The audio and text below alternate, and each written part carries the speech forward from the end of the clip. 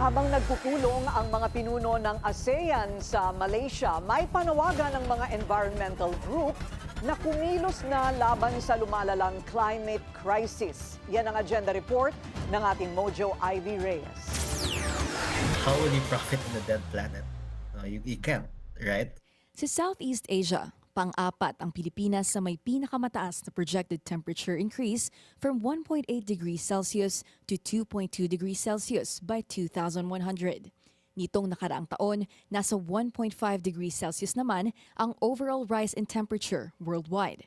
Priority ang issue ng climate change sa ASEAN Community Vision 2045 at para sa Greenpeace Southeast Asia, pangil ang kailangan ng ASEAN para matugunan ang lumalalang climate crisis sa rehiyon.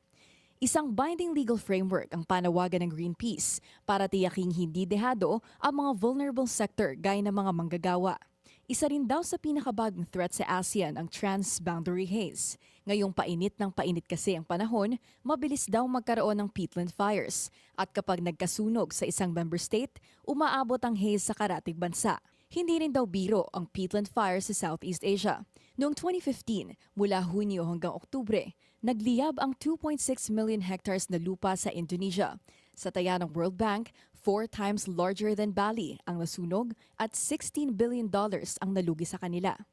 Ang Thailand naman noong 2020, halos kalahati sa mga major reservoir, umabot sa below 50% capacity.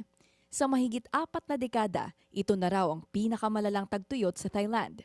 There is a huge risk, no, of increased temperatures all throughout the country. No, there are different scenarios for these kinds of projections. No, so if we do business as usual right now, ibig sabihin we keep expanding using fossil fuel and and keeping being reliant on them. No, we are seeing estimated increase of temperatures up to 3 degrees. Samantala, a first in the world, inihain sa House of Representatives noong 2023 ang Climate Accountability o CLIMA Bill. Layo nitong panagutin ang mga malalaking korporasyon para sa greenhouse gas emissions mula sa kanilang mga operasyon.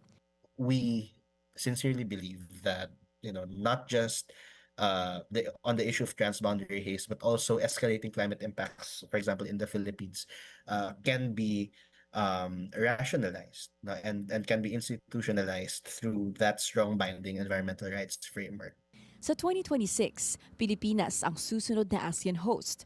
Ayon sa Greenpeace, magkaroon sana ng middle ground ang negosyo, climate justice at hustisya bago mahuli ang lahat.